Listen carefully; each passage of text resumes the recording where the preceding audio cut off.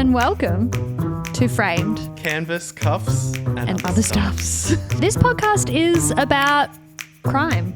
And art. And our crime. Wake up. Pay attention. We've got art. And it's juicy.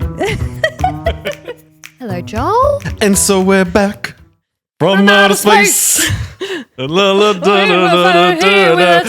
upon your face.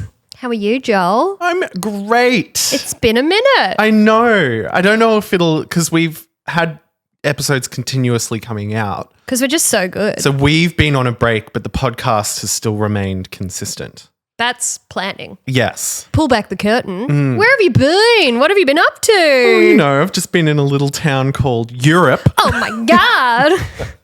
How was sunny old Europe? Oh, my God. It was amazing. I could live in Amsterdam for the rest of my life. London was fantastic. It was so London-y. Like as soon as we got there, we got out of the train station, a double-decker bus goes past. There's an old pub called like the Fat Old Hag or something. And there's like little lampposts and Austin Powers dancing on the street. Like it was just so London-y. Yeah. And I loved it. Amsterdam was definitely my favorite. And then Portugal was good, but it was very hilly and it made me tired. But it was beautiful. Beautiful. Beautiful. And what was your peaks and pits of the trip? Peak was Amsterdam's streets, like the red light district, was so bizarre to see. Yeah. I didn't know. I was walking because I would go on these, like, I would just go on walks because we went in with a group of friends. And like, you know, every now and again, you just like, I just want a little bit of me time. I just want to kind of wander around. So I would wander around and I was like looking at something on my phone. And then all of a sudden, a big bang on a window happens. I drop my phone. Oh my God. And I look to my right and there's a lady in the window. Hello. It's red light. And then I look around and there are just all these ladies in windows. And you're just like, and they're like tapping on them with their nails and stuff. Girl. I'm like, this is so bizarre. Yeah. So, but everything about Amsterdam was a highlight. It's like stepping into a storybook. Everyone, if you have never been and you're wanting to go on a holiday and you don't know where to go, Amsterdam, I cannot suggest more.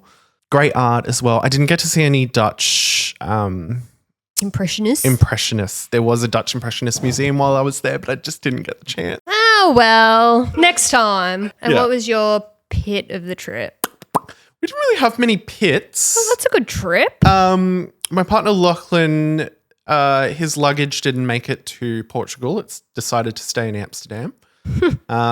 But we wear the same clothes and stuff like that. So he just, no big deal. Wore whatever was in my bag. That was about it. I love it. Yeah. That's so good. Was the weather beautiful? Oh, actually another pit. Oh. There was this, I don't mean to generalize, but there was this American family in Amsterdam. Always bloody Americans. There's an American family in Amsterdam. Shout out if we've got any American listeners. We've got two in Russia. So we've got two in Russia. I'm sure we've got a few in America. But just in such a like polite setting, they just stick out like a sore thumb. I feel like I feel like I should be careful with what I'm saying. No. But we're in this like restaurant and there was this American family and the dad was saying to the waiter, he was going, and you could hear him over everyone. He was going, "Do you do paninis? Paninis?" You know, and he was like clapping, like trying to do a panini with his hand. And it just rubbed you the wrong way. Just grating. Yeah. But then I've been to America and I've heard Australians talk and I'm like, oh, is that what we sound like? Yeah. So it's just, It's like when we were in Japan and we were the last place we stayed, it was pretty much Aussies and Americans. And it was almost like culture shock because we'd been staying, in these, I guess we just hadn't seen Australians and Americans for a minute. Yeah. And it was just so jarring because Japan in general is just quite polite and quiet and everyone's really, and it was just these Americans and Aussies and I was like, Panini? panini? Do you do a panini? And they're like, arigato. And you're like, at least you're trying, but. Sushi? No, thank you. Raw fish? Ew. Ew. So, yeah, we stick out sometimes. Yeah. But to- honestly, like it was, the whole trip was so smooth sailing. Yeah. Oh, it was fantastic. How have you been, by the way? I feel like I've just been scream yelling into this microphone. I've been good. I mean, I'm getting over a bit of a cold, so don't mind my nasally voice today. But other than that, we've been cruising along. All right, before we jump into it all, we have a couple of reviews and I thought I'd read them to you because maybe you have not seen. People have actually written a couple of reviews, so I thought I'd read them out. I'd shout them out.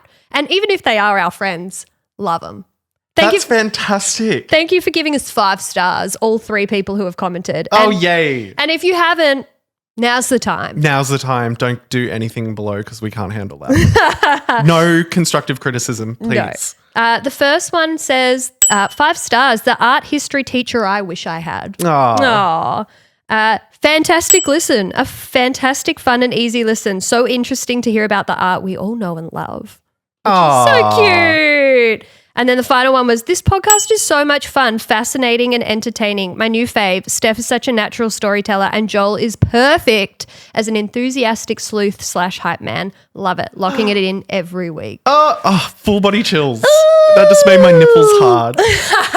So make sure you give us 5 stars and leave us a little review. Yeah. Because it means more people will hear us, which is like bugs my mind that people are actually listening to this. I know. There's at least 200 people who are listening to this. Oh my God. Oh my God. So shout out to them. Every time I think about that, I'm just like, oh yeah, 200. But then you think about a room with 200 people in it. And that's a lot. Every one of those people. There could be 99 people in a room. And you just need that one person.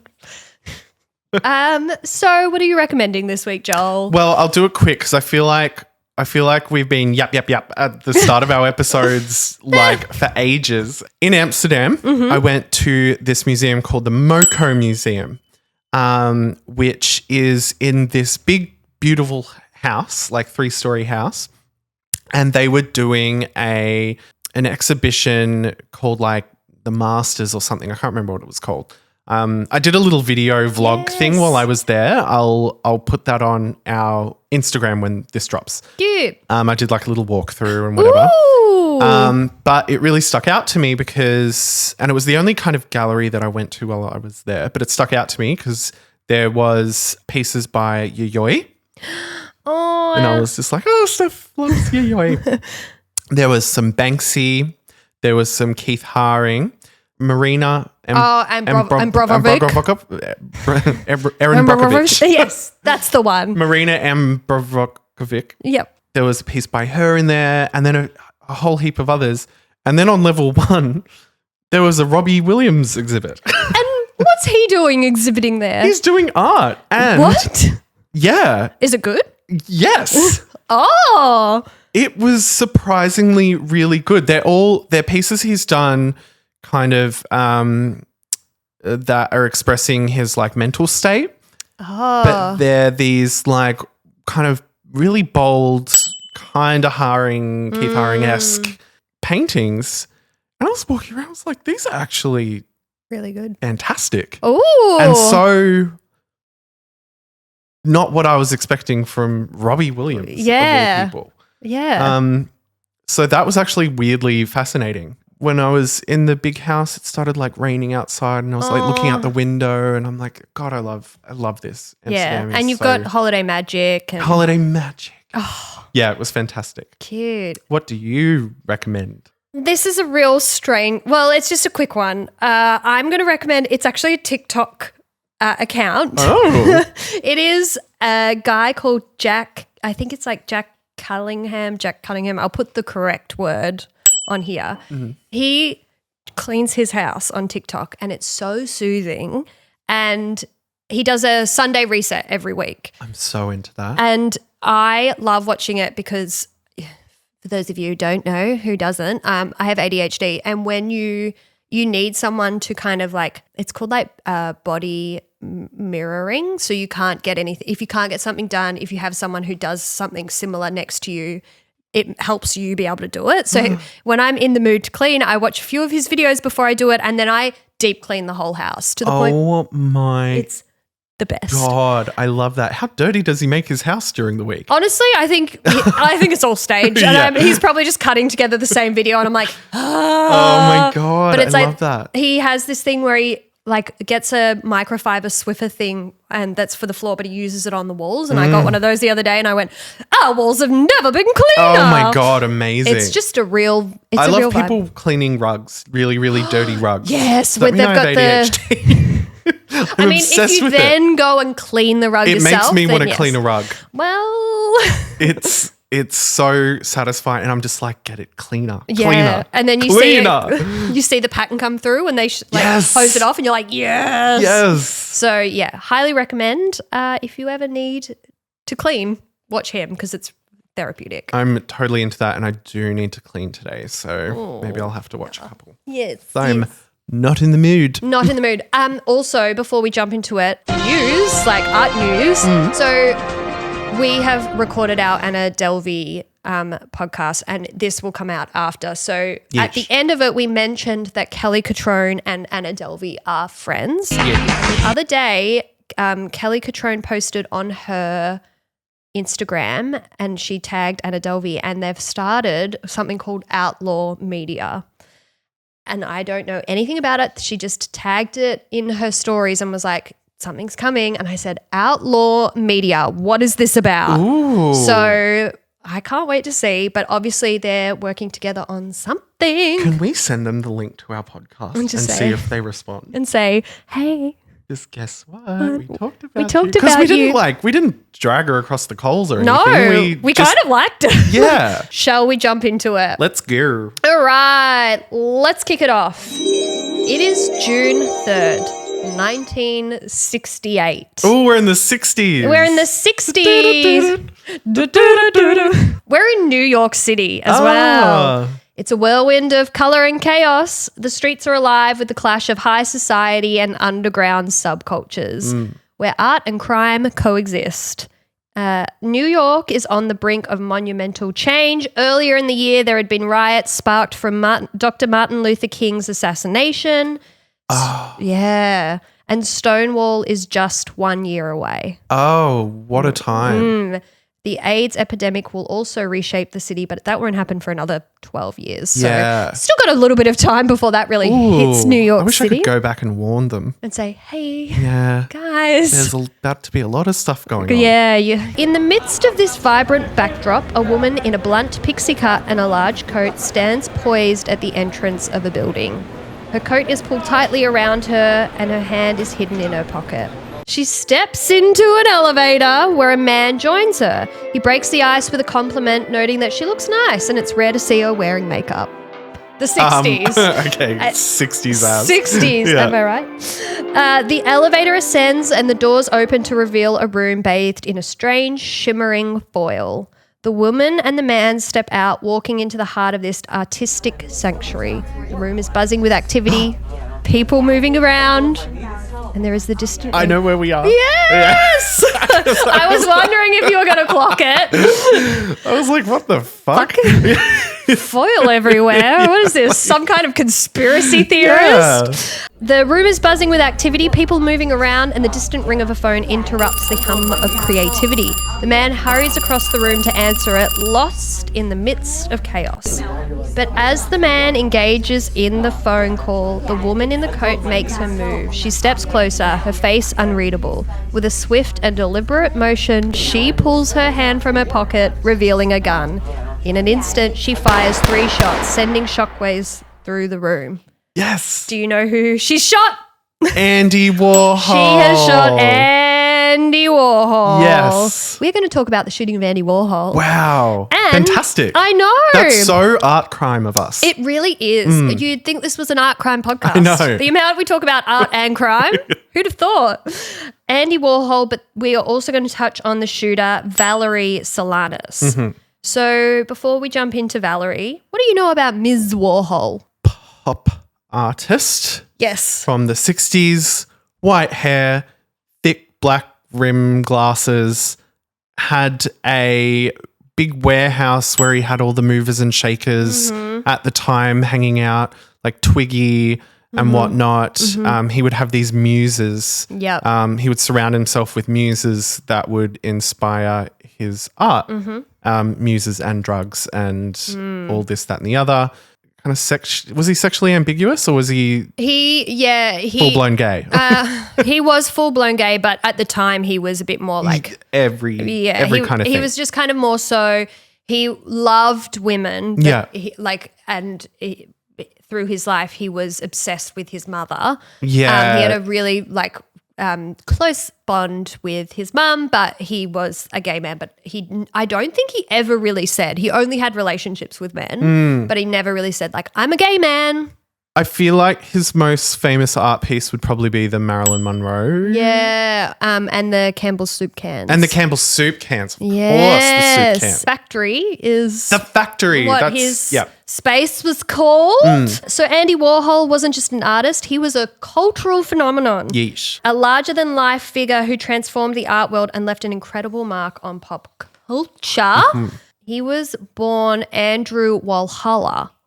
And changed it to Warhol to be, I guess, more, how everyone's changing their names to be more, I guess, I want to say like white, but it's like less Euro, more palatable. I like Walhalla. Yeah, I do too, but he's a Warhol. He was born in Pittsburgh in 1928, started out as a commercial illustrator, but his unique approach to art soon set him apart. So he used to illustrate a lot for magazines and stuff before he became a certified artist. Right. So he knew a lot of people before he became kind of this cultural trendsetter. In the 1960s, Warhol became a pivotal figure of the pop art movement, a genre that blurred the lines between high art and everyday consumer culture. His fascination with mass production and consumerism led to iconic works like Campbell's Soup Can and the Marilyn diptych, which is the Marilyn pieces, which turned everyday objects and celebrities into art. His studio was known as Factory. It was a hotbed of creativity, attracting an eclectic mix of artists, musicians, socialites, all eager to be part of his spectacle, which a lot of his Polaroids you'll see so many famous people. Yeah. I feel like everyone who was someone at the time in New York City went through the Factory and got their photo taken by his Polaroid. Factory Girl, the movie Factory Girl. Factory Girl. I was obsessed with that film. I think I watched that with you. I have no doubt. We would have when we used to live together. Yeah. I remember watching Factory Girl. Edie Sedgwick. And who played Andy? Because he was so good. It was the Aussie, wasn't it? It wasn't Guy Ritchie. I feel like SJ is going to Google it for me. Guy Pearce is what I meant to say. He was so good as Andy. Yeah, right. Softly spoken. Warhol's genius lay in his ability to capture the zeitgeist of an era. He didn't just paint celebrities, he turned them into icons. His art was a mirror of a society obsessed with fame, media, and consumer goods. And he famously said, in the future, everyone will be famous for 15 minutes, which... Wasn't he right? So right. Wasn't he right about that? Imagine if he had TikTok now or like social media. I feel like he would be... Yeah. Just too good at it. Yeah. One of those people where you're like, this is too much power for you. I feel like he'd be really into it. Like for someone who was around in like the 60s, 70s and 80s to know what was coming without even knowing and just seeing what was happening and going, everyone's going to have that moment to be famous.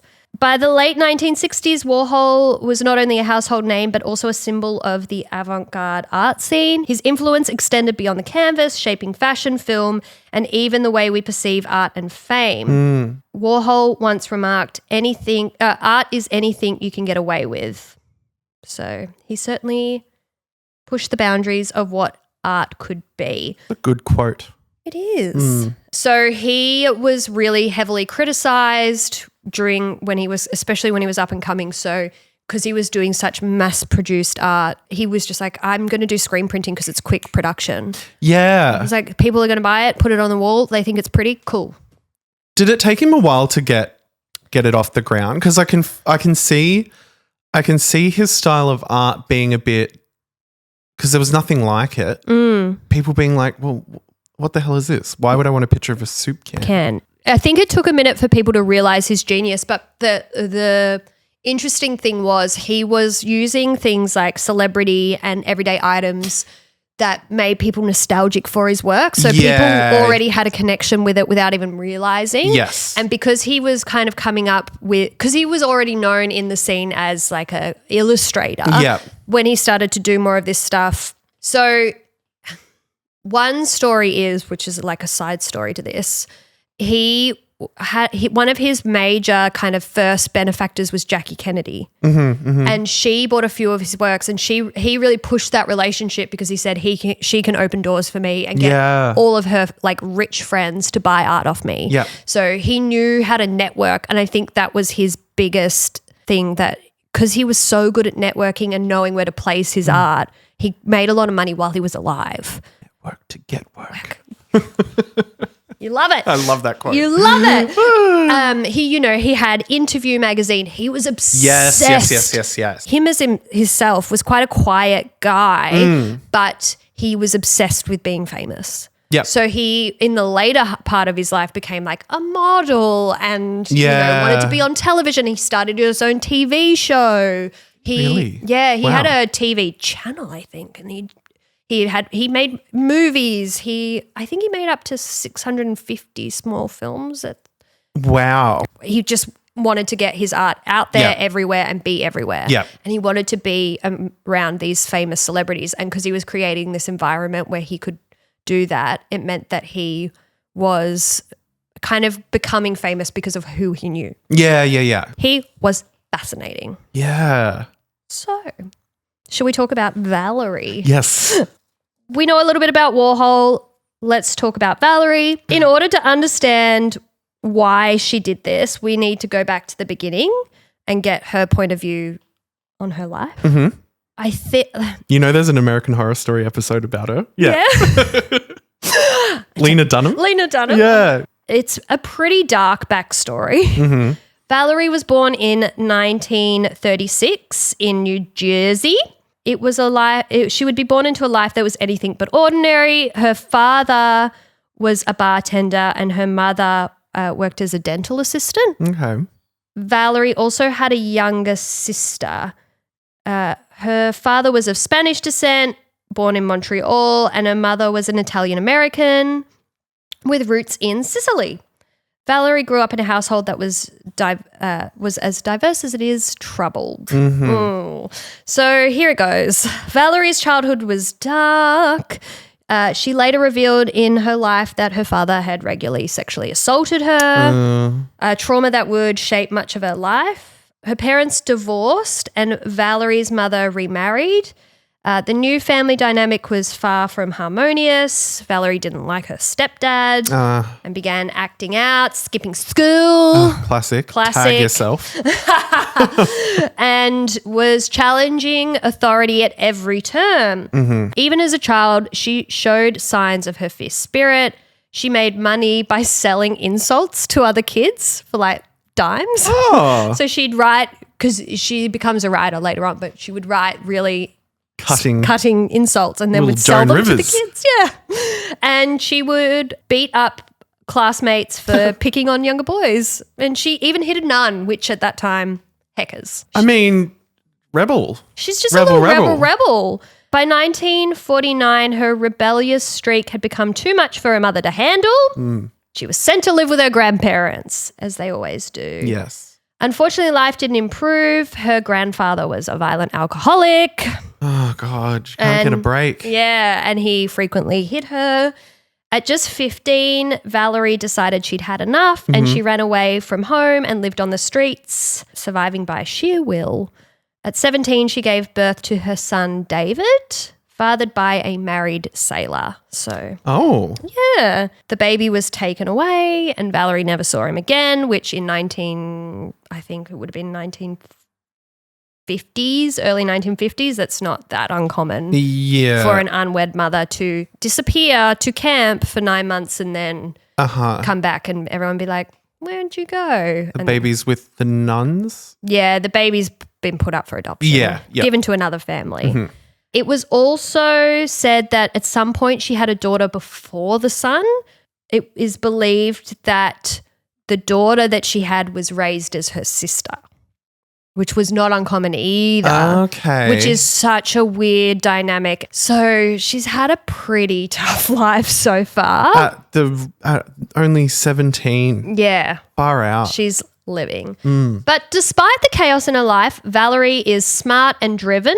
She graduated from high school on time. Surprisingly, after all of this chaos, she still graduated when she should have, which good on her, and went to university.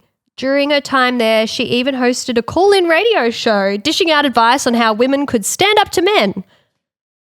So, like, she seems, even though she had a rough upbringing, she was always, like, fighting for a cause. She wasn't doing it just to be, you know, a bully or a rebel or anything like that. Like you said, she was giving insults for kids to use, like kind of helping them, bashing up bullies, like all that kind of stuff, like is the wrong thing to do, but she's doing it for good reasons. Yeah. And I think because her early childhood was so, I guess, dominated by men, it is kind of, it makes sense that she would lash out. I can feel the like bubbling feminist rage in her. And it continues to bubble. Yeah. So she was unapologetically herself, living openly as a lesbian after she left to go to university, despite the 1950s norm. So keep in mind, this is still 1950s. So being an open lesbian at the time was... She didn't give a fuck. Yeah, she really didn't.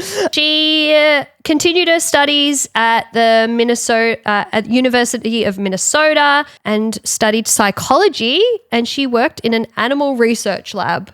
Worn a lot of hats. She's Valerie. She's wearing a lot of hats. Yeah. She also decided that at this point, once she's graduated, she's like, all right, I can't live in this kind of small town anymore. I'm going to move. Here I want to say, like, Valerie, despite where she's going to go in this story, it's kind of wild that she still graduated school, like she's still doing all this stuff, and it's the 50s and 60s, like just living as an open lesbian is wild. She's literally saying, I'm not going to let the world and my surroundings get me down. I'm going to, you know, finish my education. I'm going to do, like, fuck everyone else. I'm doing this. Yeah. And so, you know, it's especially because at the time, you know, you was to stay at home, be a good housewife. Yeah. Have kids, do all that kind of thing. In 1962, Solanas makes her way to New York City. New York City, bye-bye. She made her way there as she thought she could make real connections and be amongst people who would understand her and her points of view. Back in the day, NYC was where the fringes of society would go, which makes sense. You've got artists, bohemians, mixed in with bankers and lawyers. So it's a strange melting pot of There's people. so many people there that no one really gives a shit about what you're doing. Exactly. So you're free to kind of live your life. Yeah. So she eventually moved into the Chelsea Hotel, and the Chelsea Hotel is famous for its long list of celebrity residents such as Bob Dylan, Patti Smith, Robert Mapplethorpe, Joni Mitchell, Janis Joplin. I listened to Joni Mitchell and Janis Joplin last night while I was having some pizza. Over a wine, I imagine? I did have a glass of wine. Were you doing the whole Love Actually where she goes into the room and she's like crying and all right, let's go to the play, kids. My husband's having an affair, but I'm fine. I cleaned the kitchen and I had a little frozen pizza. And I had that on my Spotify. I love that. Yeah. What a time for you. My partner's still in Europe, so it's just me at home, me and the cat. You and the cat. And a bottle of wine. And some Joni Mitchell. Most famously, the Chelsea Hotel was the home of Sid and Nancy, who stayed in room 100. Which, no doubt at some point we'll talk about them. Yeah. That story is also... They lived there. They lived there towards the end of their relationship. They lived in the Chelsea Hotel for a bit. I'm so stupid. Sid and Nancy, obviously Sid Vicious. In my head, I was like, Bonnie and Clyde. I was like, the criminals. I mean, no. No, Sid Vicious and Nancy, whoever. Sinatra? No. While living here, Valerie did odd jobs and also sex work to make sure she was making ends meet. Okay. And she was trying to pursue her dream of becoming a writer.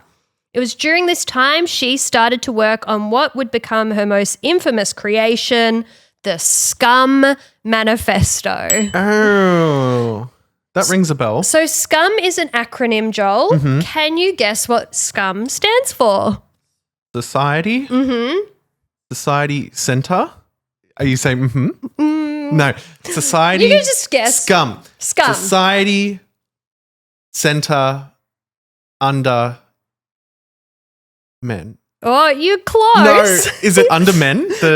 No, I don't know if you'll get it. And you shouldn't know it because it's not very famous, but it is the Society for Cutting Up Men. Yes. Society for Cutting Up I was Men. kind of close. You were kind of close, and you know what? She's a feminist, so she is for cutting up men. Yes. She would actually self-publish this manifesto and would sell copies to men for $2.50 and women $1. Oh, yep. So kind of sums up her philosophy. Good on her. I know. I know she's going down a dark, dark slope. But right now, I'm just like, your morals are correct. Yeah. In 1967, Valerie meets Andy Warhol at his factory, and Warhol actually cast her in one of his films called I Am Man. Do you know anything about Warhol's films? No, I'm assuming they were quite bizarre. Yeah. Yeah. So one film that he made, he made about 650 films in total. Jesus. Which is a lot. Some of them weren't very long. Some of them were feature productions. One of my favorite ones of him is just him eating a burger. It goes for about 10 minutes and it's him eating like a McDonald's burger. Very strange. Very strange.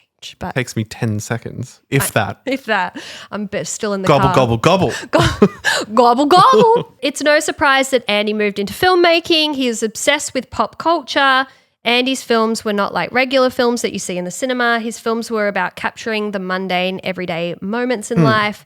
So between 60... No, art movies. They were art movies. Yeah. They were art house. So between 63 and 68, he'd create 650 films. A lot of them were quite sexually explicit with names like Blowjob, Lonesome Cowboy, and Flesh.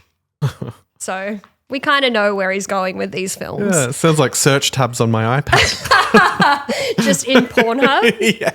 He was often exploring themes that the wider world did not want to discuss, which makes sense. A gay man who's not openly gay, kind of doing a lot of, sexual, and a lot of them were men sucking off men and things like that. Probably the most famous thing to come out of these movies was Edie Sedgwick, Factory Girl. Yes. So Valerie, always on the lookout for a big break, crosses paths with Andy and sees an opportunity she can't pass up. So she hands over the script for her play. She's also written a play. Okay.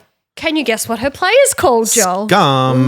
The play. No, it's actually called Up Your Ass. Ah. I say ass because I assume it's American. So yes. We'd say ass, but up your ass. Arse. Arse. A bold, boundary-pushing piece that is provocative. From what I can find, it's about a woman cosplaying as a man and just kind of very weird sexual. Mrs. Doubtfire. It's Mrs. Doubtfire. It's the OG first edit of Mrs. Doubtfire. Yes. Imagine. Hello. Who wants a bugger in the mouth? This is feather bottoms. Andy accepts the script and says, wow, it's really well typed. Promises to give it I know. I feel like Andy Warhol. What do you do with that kind of critique? I feel like he's given critiques like that all the time. Yeah, he's sassy. Yeah.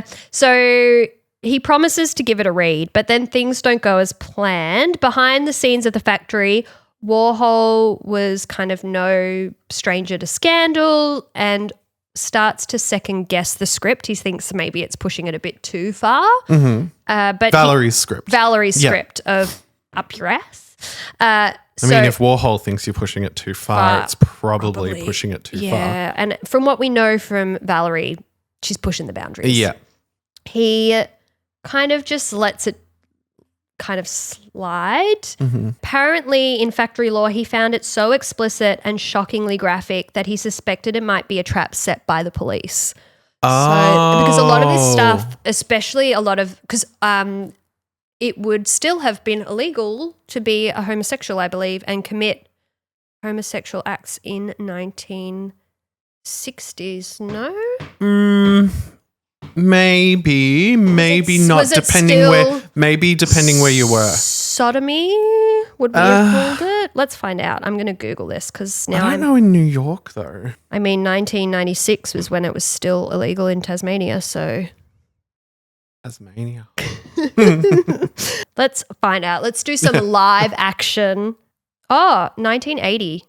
Oh my God. In 1980, the New York Supreme Court legalized private consensual same-sex sexual activity.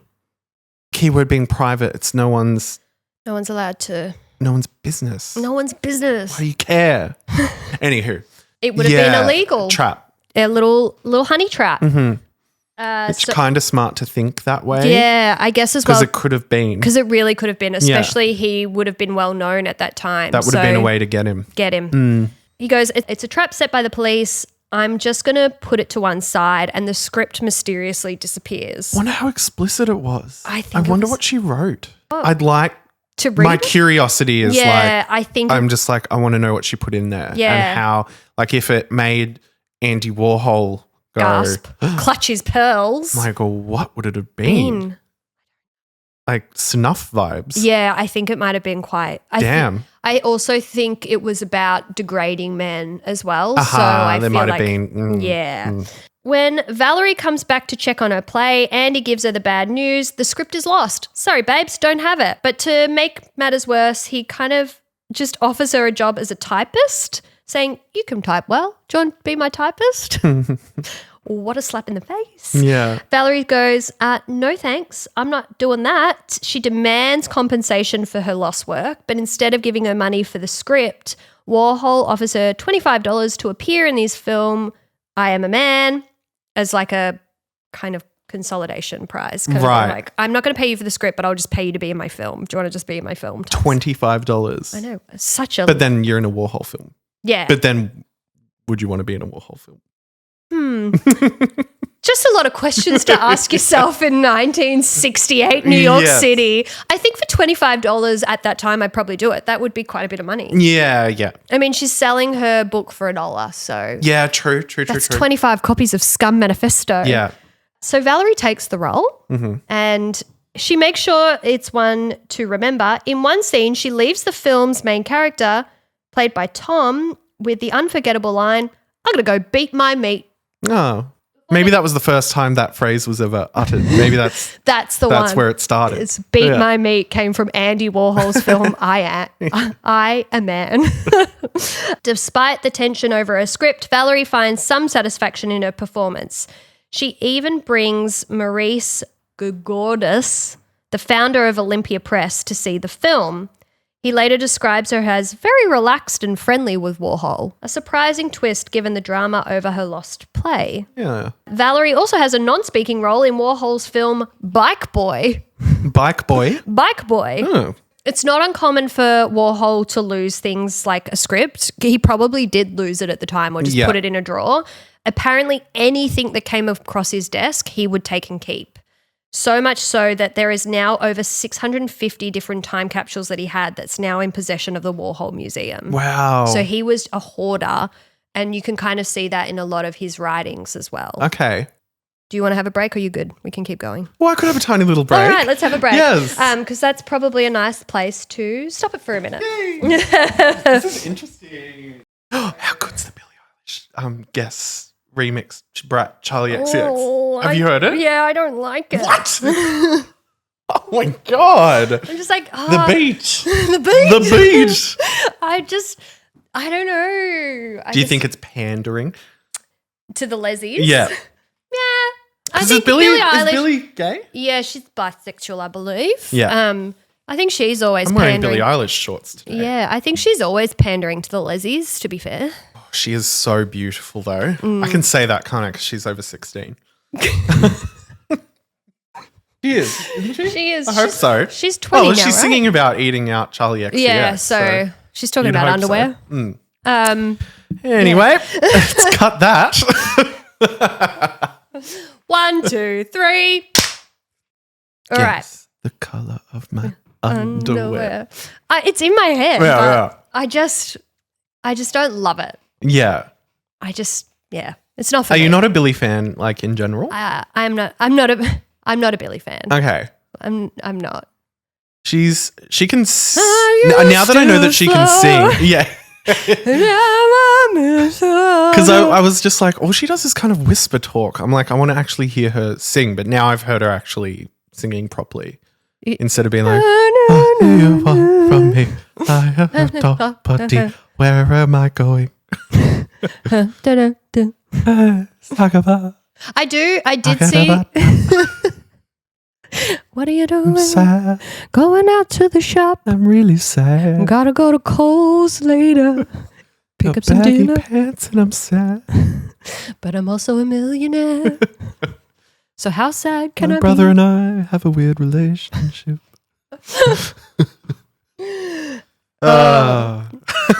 Well, that's the Billie Eilish. Warhol. Whoa, Wahola.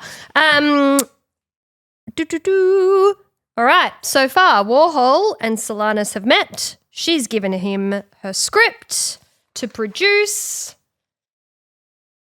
And this now is where... Who's Solanas? Oh, Valerie. Oh, okay. Right. This is essentially where we meet back up with the start of our story. Okay.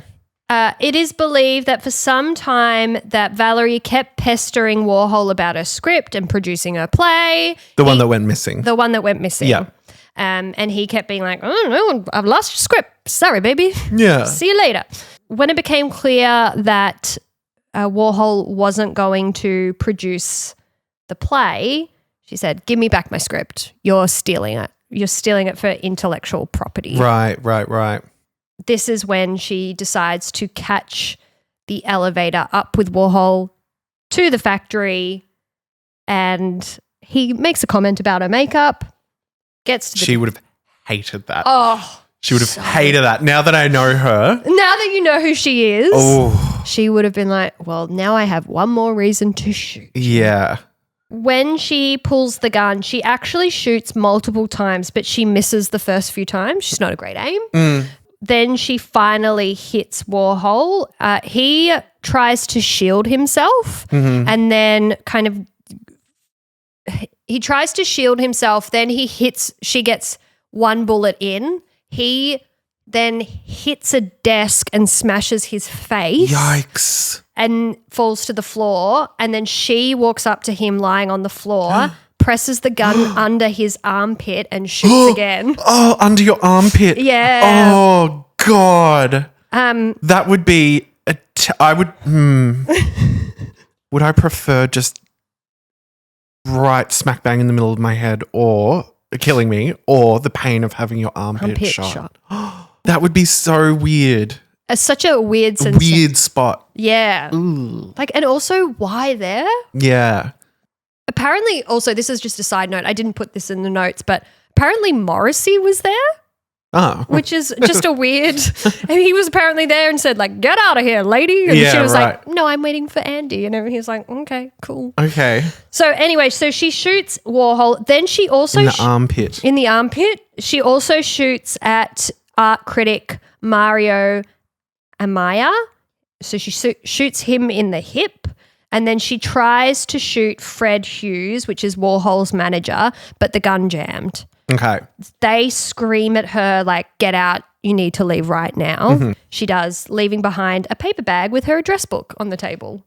She's just doing random shit. Yeah, okay. I think I think her brain broke a little bit Yeah. and she was She's not well. Warhol was taken to Columbus Hospital where he underwent a 5-hour operation. Valerie hit his spleen, stomach, liver, esophagus, and lungs. Esophagus and lungs. So she did some damage, and he actually arrived at the hospital classed as clinically dead. Oh my God. And they had to bring him back to life on the operating table. But however, after hours of surgery, miraculously, Warhol survives. Wow. God, it would be so painful. So painful. There's a few images of like you can just see him getting like thrown into the ambulance essentially, and it's like you can just see him through like his head, and it's quite like Yikes. You're just like, oh, I just know what just happened. Yeah. 3 hours later, Valerie Solanas walks into a police station and calmly turns herself in. So she's not running from the fact that she did this. Okay. The officers listen as she lays out the details of her day. So it starts in the early morning. She goes to the actor's studio on West 44th Street. She's looking for the legendary Lee Strasberg. She's got her script in hand. According to an actress named Sylvia Miles, Valerie was erratic in her She's behavior. got her script in hand. Yeah, so I don't know whether it just says all the accounts I can find, it just says she's got a script in hand. So I think she's got a copy of maybe her script. And Or I think she like rewrote it or something. She rewrote it Yeah. and she wanted to get her version of Warhol's back because she thought he was trying to steal it. Gotcha. So I think that was kind of where she tied it up there. Yep. She apparently goes to this West 44th Street and tries to leave a copy of her play up your ass. Mm-hmm. And they're just like, no, we don't want your play. Like, thank you, but no thank you. Then she goes to Crown Heights in Brooklyn to visit producer Margot Feiden. Valerie spends nearly 4 hours there trying to pitch this play to this person. Take some critique and make some changes. Obviously, your play isn't good and it's people are like, oh, this is going to be a hard sell judging by what is most likely in the play. Take some editor's notes. Honestly, she does not take critique well. No. And I think you'll start to really see she's gone into kind of a bit of a psychosis. Yeah. She's passionately pitching her play for 4 hours, but then it takes a dark turn when Valerie pulls out a gun on this producer. She's having a day. And says, she needs a hot Milo. Apparently, this is quote, yes, you will produce the play because I'll shoot Andy Warhol and that will make me famous and the play famous and then you'll produce it. Okay. So she's got intent. She does. So Valerie then leaves this producer with a partial copy of an early draft and along with some personal papers. And the producer makes frantic calls to the police and Warhol's precinct saying, this lady, she's come here. She's trying to pitch me this play. She said she's going to go shoot Andy Warhol so she can be famous. I think this is something to look out for. Yeah. The officer says, how would you know what a real gun looks like? Like that was their response. What? Which is very strange. Oh, God. No one seems to take this threat seriously. Literally from there, Valerie heads straight to the factory. She waits outside waiting for Warhol to come. Apparently, people kept being like, he's not coming in today. He's not going to be here. Why, go away. Yeah. And she said, I'll wait. So it seems like the people who are involved in the factory are kind of at the point with Valerie where they're just like, we need to get rid of her. She's getting a bit too intense. Yeah. Just she's becoming annoying. Yeah. For lack of a better word. Yeah, she's that annoying girl that just hangs around and is just like, go away. Yeah. Like Jonah from Veep. I'm watching Veep. Everybody, just so you know, watching Veep. She waits outside for Warhol, then she shoots him. Bang, bang. Bang, bang. When she's later questioned by police, Valerie offers a simple and chilling explanation and, quote, Warhol had too much control over my life. They interviewed her just after she was arrested for his murder. And you can really tell her thought process. I don't know. You can just hear. Oh, I'm getting chills. You can just hear. It's only like 58 seconds. Is this right after? This is like the day she was oh my God. arrested. Valerie, why did this happen? Because he's a Well, let's clean it up a little. Could you talk to on the air? Why did this happen? Because he's a piece of garbage. What did he do to you? Well, let's say, my organization is Scum. He wanted more than anything to control Scum. Yeah, we wanted Scum and we got it. He may die. Good. You mean that? Yeah, I do. Why do you hate him so much? Because he's him. He gave you a part in one of his movies. Big deal. I didn't ask for it. He asked me to do it. What do you think's going to happen to you now? I have no idea. I don't care. I'm looking forward to going to jail because there's nothing out here but garbage. Wow. Yeah. She sounds like Rosie O'Donnell. Fucking garbage. Garbage. So what? Who cares? So what? Who cares? You can hear the rage that just... She is. I think she talks like that 100% of the time. Like, I kind of live for it. I mean, I get her thought process, and I get why she thought. I think she was just at her wit's end. Like she'd had such a hard life. She was just angry at men.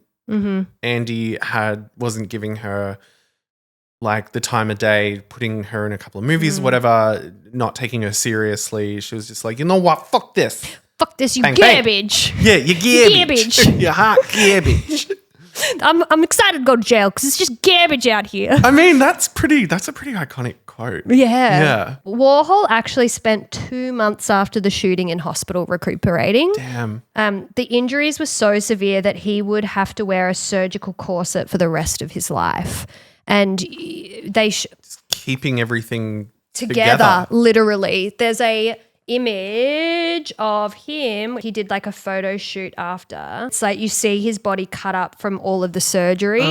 He wears a medical corset for the rest of his lives. A lot of them you can see at the Warhol Museum. He did an exhibition, I think, incorporating them. It's like Frankenstein-y. Yeah. That is rough stuff.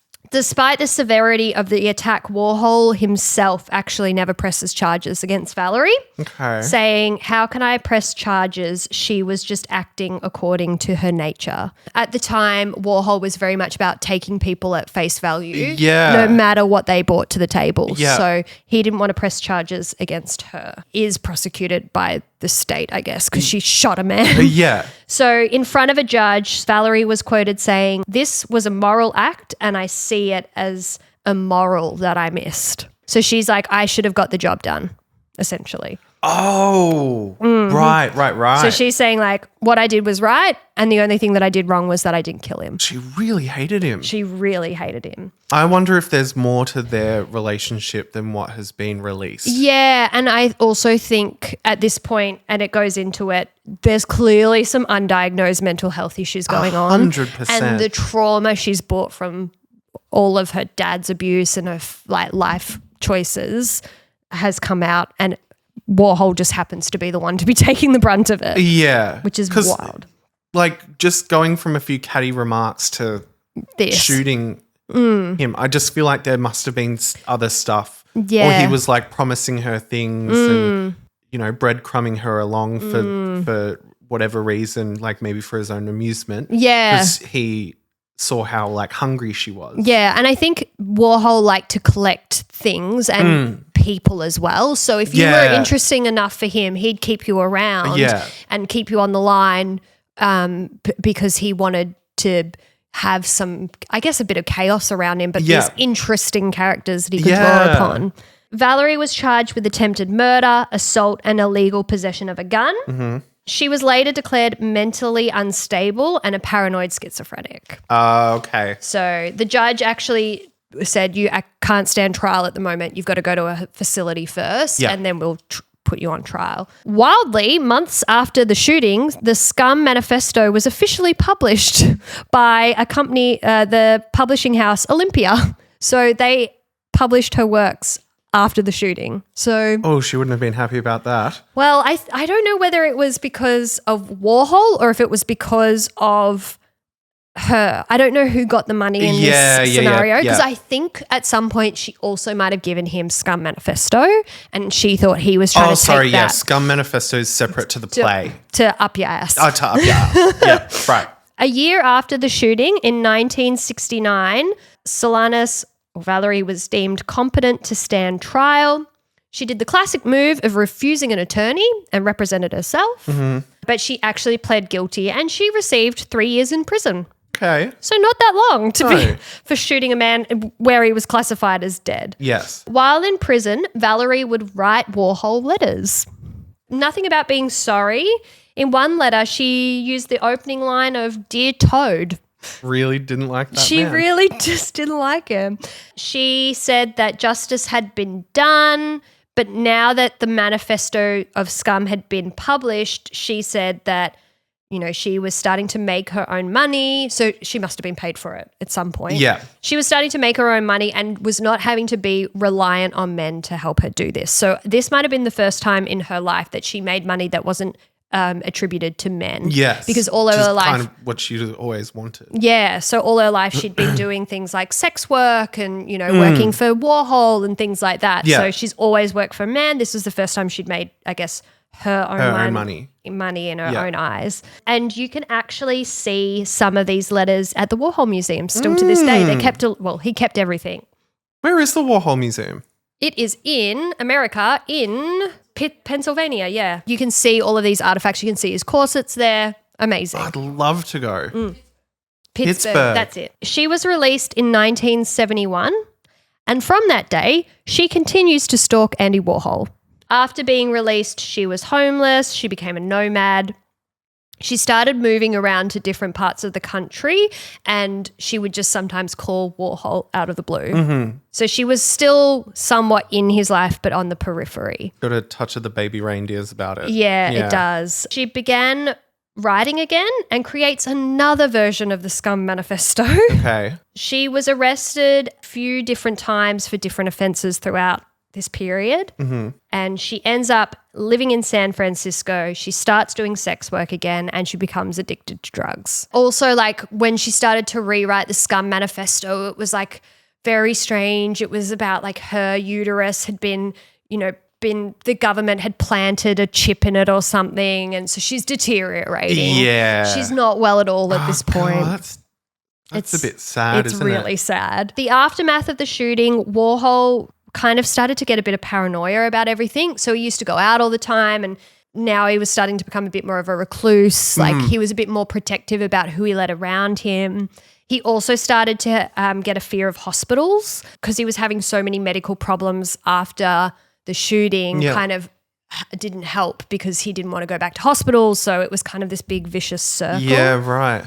And the reason why this is important, because in 1987, he went in for gallbladder surgery after trying to heal it naturally. Okay. And so because he didn't want to go back to hospital, he put off this gallbladder surgery. So by the time they went in and operated on him, the gallbladder the gallbladder was so infected that he couldn't be saved and his heart stopped on the operating table. Oh, God. So he died on February 21st in 1987. From a gallbladder infection. Which although it's not directly linked to the shooting, from that day onwards, like he was never dominoed. So she did technically kill him. Yeah, essentially. Yeah. And headlines when Andy Warhol died said that it was the death of downtown. A lot of people thought this is the end of New York City because he was such a character. They were kind of this underground world that they thought him dying meant that pop culture was going to die essentially there. Once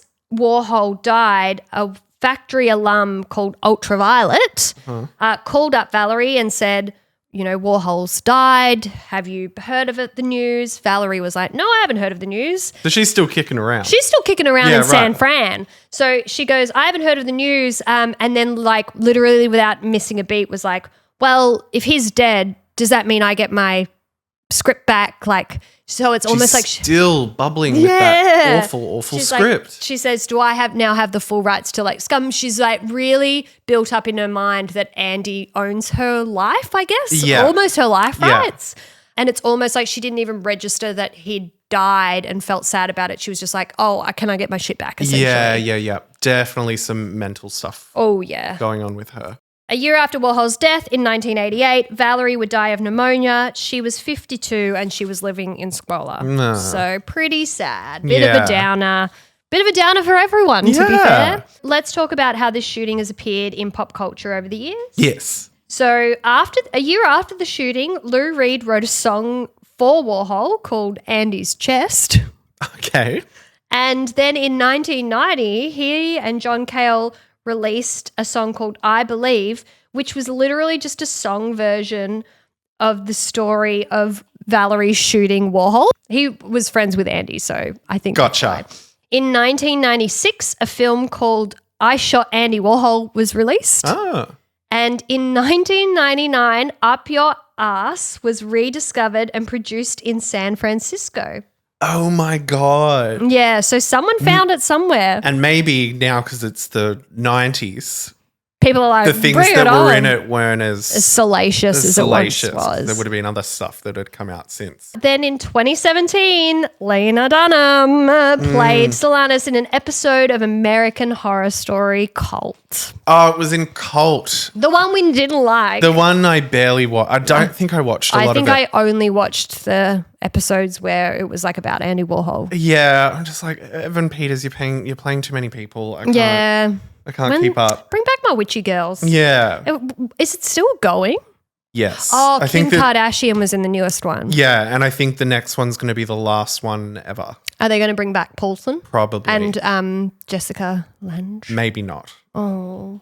I don't really know. I haven't liked it in so many long. seasons. Since And I watch bits now and I'm like, did we like this show? It's so melodramatic. Yes. And that is the story of Andy Warhol and Valerie Solanas. That was fascinating. I knew he was shot, but I didn't know besides like seeing one clip of Lena Dunham as that lady, I didn't understand like the whole goings on about it. It's actually quite tragic. Like it plays out like a tragedy. Yeah. And because she seemed like a smart, driven, probably she had intent. Yeah.